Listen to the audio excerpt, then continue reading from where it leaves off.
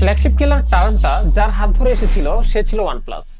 যদিও কালের পরিক্রমায় তারা মূলধারার ফ্ল্যাগশিপ স্মার্টফোন বানানো শুরু করেছে এবং এতে সবার আসলে মন ভরছে না, কিন্তু ওয়ানপ্লাস বলতে সত্যিকার অর্থে আমরা যেটা বুঝি সেটারই লেটেস্ট যে রিলিজ সেটা হচ্ছে এটা ওয়ানপ্লাস S6। এটি দিচ্ছে স্ন্যাপড্রাগন 8 এলিট প্রসেসর, 165 হার্টজের একটা ডিসপ্লে, নতুন ডিজাইন ল্যাঙ্গুয়েজ এবং আরো অনেক কিছু। গেল বছরের ফ্ল্যাগশিপ প্রসেসর দিয়ে এই বছরে আসা কোনো ফোনকে ঠিক ফ্ল্যাগশিপ কিলার বলা যায় না বা অনেকে বলতে চাবে না। সামনে এই এস ফ্যামিলিতে প্রো মডেল আসবে যাতে স্ন্যাপড্রাগন 8 এলিট জেন 5 থাকবে এবং সেটাকে হয়তো আমরা বলতে পারি 2025 এর ফ্ল্যাগশিপ কিলার স্মার্টফোন। যদিও একটা লিক হওয়া ইমেজে দেখলাম যে এই S6 প্রো ম্যাক্স নামক মডেল আসতে যেতেছে। কি দরকার? বাট ফর দ্য গরিবস like us, S6 is definitely a flagship killer. অসংখ্য ধন্যবাদ এক্সেল টেককে রিভিউ নোটে দিয়ে সহায়তা করার জন্য। ফ্ল্যাগশিপ কিলার মানে আগে কথা শুরু করতে হবে প্রাইস থেকে। এই স্মার্টফোনটার চাইনিজ প্রাইস হচ্ছে 2600 ইউয়ানের মতো, যেটা বাংলা টাকায় কনভার্ট করলে প্রায় 45,000 টাকা হয়। এবং বাংলাদেশে ঢুকতে ঢুকতে এই স্মার্টফোনটা বর্তমানে 53 থেকে 55 হাজারের মধ্যে পাওয়া যেতেছে, যদিও শুনতেছি এটা প্রাইস আরো কমবে টেকনিক্যালি। বাট বর্তমানে যা চলতেছে আনঅফিশিয়াল স্মার্টফোন নিয়ে, তাতে মনে হইতেছে প্রাইস কমার চাইতে বরং বাড়ার দিকে যাওয়ার সম্ভাবনা আছে। এটা বন্ধ করা উচিত। মূল আলোচনায় যেতে চাই এই স্মার্টফোনটার ডিসপ্লে থেকে, and it made a huge difference in smartphone industry. Lowest প্রাইসে এটাই একমাত্র ফোন যাতে 165 হার্টজের ডিসপ্লে প্যানেল দেওয়া হয়েছে। এই 6.83 ইঞ্চ সাইজের ডিসপ্লেটির colour reproduction, gamma reproduction, brightness value is absolutely amazing. This is easily the best display in this price segment and also my favorite. আর 165 রিফ্রেশ রেটটা একদম গেম চেঞ্জার। ফোনটা ব্যবহার করলে অস্বাভাবিক রকমের স্মুথ এবং স্ন্যাপি ফিল হয়। এবং এটা ব্যবহার করতে করতে আমি যেটা খেয়াল করলাম যে আমার কাছে 120 হার্টজ এবং 144 হার্টজের মধ্যে ডিফারেন্সটা অ্যাটলিস্ট আমার চোখ রেজিস্টার করতে পারে না, কিন্তু 165 এর ডিফারেন্সটা হিউজ। আর হ্যাঁ, এই ডিসপ্লের নিচে কিন্তু আল্ট্রাসনিক ফিঙ্গারপ্রিন্ট সেন্সর দেওয়া হয়েছে। এখানেও কোনো প্রাইস কাট করা হয় নাই। আর আল্ট্রাসনিক মানেই তো বোঝেন সুপার ফাস্ট এবং সুপার অ্যাকুরেট। তাছাড়া এই স্ন্যাপি ফিল পাওয়ার পেছনে আর হার্ডওয়্যারের গুরুত্বও কিন্তু অপরিসীম। ফোনটা স্ন্যাপড্রাগন 8 এলিটের সাথে দিচ্ছে LPDDR5X RAM, UFS 4.1 স্টোরেজ, সবকিছু মিলে আসলে সুপার পাওয়ারফুল একটা হার্ডওয়্যার এটা। এবং স্ন্যাপড্রাগন 8 এলিটটা এক বছর পর ঘুরে এসে আমার কাছে এখন এটাকেও বেশ ফ্রেশ লাগতেছে। আর যদি বেঞ্চমার্কে কম্পেয়ার করেন দেখবেন যে 8 এলিট জেন 5 থেকে এইটা খুব একটা পিছায় নাই। টেকনোলজি অনেক দ্রুত এগিয়ে যাচ্ছে কিছু বুঝে ওঠার আগেই, এতটাই দ্রুত যে অ্যাপস এবং গেম ইন্ডাস্ট্রিও এটার সাথে তাল মিলে উঠতে পারতেছে না। ফর এক্সাম্পল, এই স্মার্টফোনটা আমি যে গেমসগুলো ট্রাই করেছি সেগুলো আমি কিন্তু কিছুদিন আগেই স্ন্যাপড্রাগন 8 এলিট জেন 5 এর একটি ফোন IQ15 খেলেছি, যেটা আমার নজরে আসলো যে এই মুহূর্তে বেস্ট পারফরমেন্স এবং বেস্ট ভিজুয়াল যে আউটপুটটা, গ্রাফিক্স আর অপটিমাইজেশনটা, সেটা আমি এটাতেই পাচ্ছি। এর কারণটা হচ্ছে যে 8 এলিট অলরেডি এক বছরের পুরনো এবং বাই দিস টাইম সবকিছু এটার জন্য অপটিমাইজড হয়ে গেছে মোটামুটি। আর 1.5-2 মাস যদি ওয়েট করা যায় দেখা যাবে 8 এলিট জেন 5 এর জন্য সবকিছু মোটামুটি অপটিমাইজড হয়ে আসবে। আর রিয়েলিস্টিকলি চিন্তা করলে এই প্রসেসর দুটোর মাঝে তফাৎ আসলে বেশি না হওয়ায় ইউজার হিসেবে 8 এলিট জেন 5 এর জন্য ক্রেভিং ফিল করতেছি না, বরং গেল বছরের 8 এলইডি ঠিক আছে এভারেজে সবার জন্য। সাথে বোনাস হিসেবে বলতে পারেন যে এই প্রসেসর এখন আরো অনেক অ্যাফোর্ডেবল। যদিও হালকা পাতলা ওভারহিটিং ফিল করবেন হেভি সেশনে, তবে ভয়ের কোনো কারণ নাই। ফোনটার ভেতরে ভেপর কুলিং চেম্বার দেওয়া হয়েছে বেশ বড়, যেটা আসলে এটা টেম্পারেচারকে আন্ডার কন্ট্রোলে রাখে। এবং এটা ইউজ করতে করতে একটা জিনিস রিয়েলাইজ করলাম যে নতুন 8 এলিট জেন 5 যেটা আসছে এটা থার্মাল পারফরমেন্সটা কিন্তু এটার তুলনায় অনেকটা ইমপ্রুভ হয়েছে। Battery performance is okay. আর 7800 মিলিঅ্যাম্পিয়ার ব্যাটারিটা এক ফুল চার্জে একদিন ইজিলি কাটিয়ে দেওয়া যায়, কিন্তু ব্যাটারির ক্যাপাসিটি অনুযায়ী আমার কাছে মনে হচ্ছিল যেন আরেকটু বেশি ব্যাটারি ব্যাকআপ পাওয়া উচিত ছিল। এটা একটু বেশি ব্যাটারি খরচ করতেছে সম্ভবত এর 165 হার্টজের ডিসপ্লের জন্য।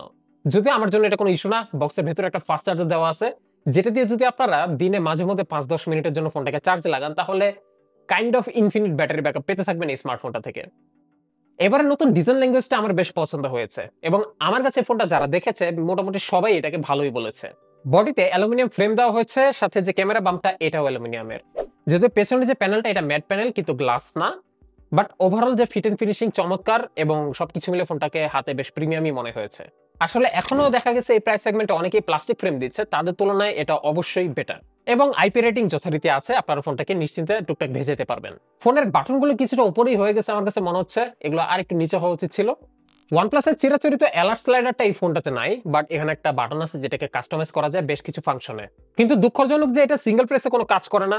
ফাংশন যেটাই সেট করেন না কেন এটাকে প্রেস এন্ড হোল্ড করতে হবে, এবং এই ব্যাপারটা আমার কাছে খুব বোরিং লাগছে। এখানে ফাংশন আসলে একটু আলাদা আলাদা সেট করতে পারার অপশন দেওয়া উচিত ছিল, যেমন সিঙ্গেল প্রেসে একটা অপশন, প্রেস এন্ড হোল্ডে আরেকটা অপশন, বা আরেকটা অপশন সেট করা যেত ডাবল প্রেসে আরো একটা অপশন, একসাথে 3 পাখি কিন্তু মারা যেত। বাট তারা এই চান্সটা মিস করছে। বাট এটা ইজিলি একটা সফটওয়্যার আপডেটের মাধ্যমে কিন্তু চাইলেই তারা দিতে পারে। অ্যান্ড টকিং অফ সফটওয়্যার, এই ফোনটা রান করছে ColorOS 16 A based on Android 16। তো বাজারের আর অন্য সব চাইনিজ ইউআই এর মতো এটাতেও অ্যাপেল ইন্সপায়ার্ড গ্লাস ইউআই এর একটা ব্যাপার-স্যাপার লক্ষ্য করা যাইতেছে, যা আসলে এক্সপেক্টেড ছিল এবং বিবিকের আন্ডারে থাকা সবগুলো ব্র্যান্ডের ইউআই এর মধ্যে বেশ সিমিলার রকমের আপডেট আসছে এবারের নতুন ইটারেশনে।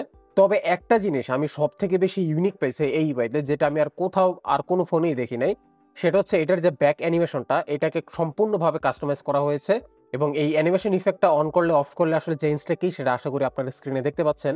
এটার কারণে আমি ফোনটাকে ব্যবহার করে আরো অনেক বেশি মজা পেয়েছি এবং আরো অনেক বেশি স্ন্যাপি ফিল হয়েছে।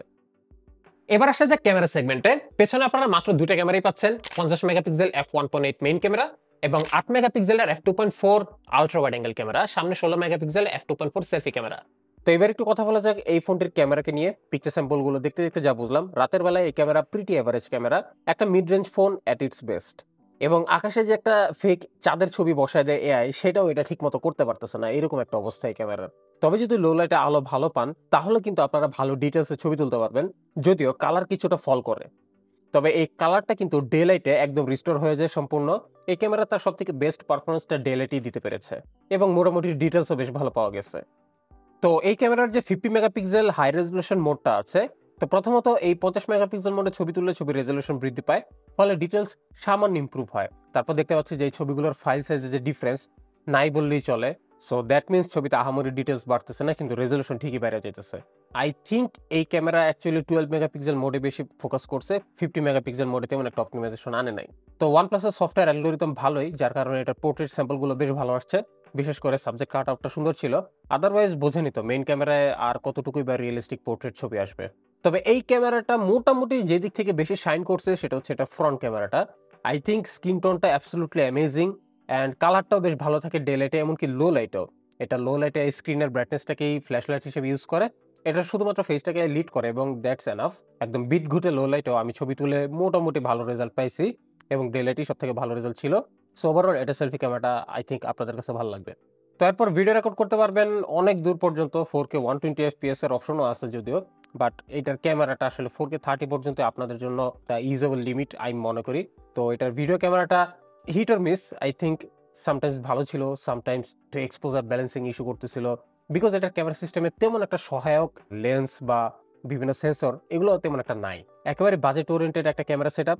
সো এটা থেকে ছবি মোটামুটি ভালো পাইলেও আই থিঙ্ক ভিডিও ক্যামেরাটা খুব একটা আপনাদের পছন্দ নাও হইতে পারে। বাট যেহেতু পাওয়ারফুল একটা ফ্ল্যাগশিপ প্রসেসর দেওয়া হয়েছে, সো এটার পোর্ট্রেট ভিডিওর কোয়ালিটিটা কিন্তু খুবই ভালো ছিল। তো একটা ফ্ল্যাগশিপ কিলার স্মার্টফোনে সাধারণত দেখা যায় যে পারফরমেন্সটাই থাকে ফ্ল্যাগশিপ গ্রেড এবং বাদবাকি জিনিসগুলোতে প্রাইস কাট করা হয়। যেমন এটা তো প্রাইস কাট করা হয়েছে, আমরা ক্যামেরা দেখতে পাচ্ছি একেবারে এভারেজ বা বলতে পারে মিড রেঞ্জ কোয়ালিটির একটা ক্যামেরা, কিন্তু এটার যে পারফরমেন্স এটার পাশাপাশি ডিসপ্লেকেও একদম ফ্ল্যাগশিপ গ্রেড করা হয়েছে, যেটা সচরাচর দেখা যায় না। একটা ফোনের মেজর দুইটা দিকই টপ নচ হওয়ার কারণে আমার কাছে স্মার্টফোনটাকে ওয়ান অফ দি বেস্ট মনে হয়েছে এই প্রাইস সেগমেন্টে। শুধু অবাক লাগছে যে এত বড় ব্যাটারি, তারপরেও ব্যাকআপটা আসলে খুব একটা আশানুরূপ না, আর ক্যামেরাটা হয়তো সবার কাছে পছন্দ হবে না, ক্যামেরাতে আরো কিছু সফটওয়্যার অপটিমাইজেশনের দরকার আছে। ওভারঅল ক্যামেরাটাকে যদি আপনারা সাইডে রাখতে পারেন তাহলে পাওয়ার হাংরি পিপলদের জন্য এই স্মার্টফোনটা one of the best choice. ধন্যবাদ এক্সেলটেককে আজকের ভিডিওটি তৈরিতে সহায়তা করার জন্য। আপনারা যদি এই OnePlus S6 এই মুহূর্তে কিনতে চান, এক্সেলটেকের কাছে ভিজিট করে আসতে পারেন। তাদের শপ লোকেশন শ্যামলী স্কোয়ারে এবং তাদের শপ রিলেটেড সকল ইনফরমেশন কিন্তু ডেসক্রিপশন বক্সে দেওয়া আছে, সেখান থেকে একটু চেক করে নেবেন।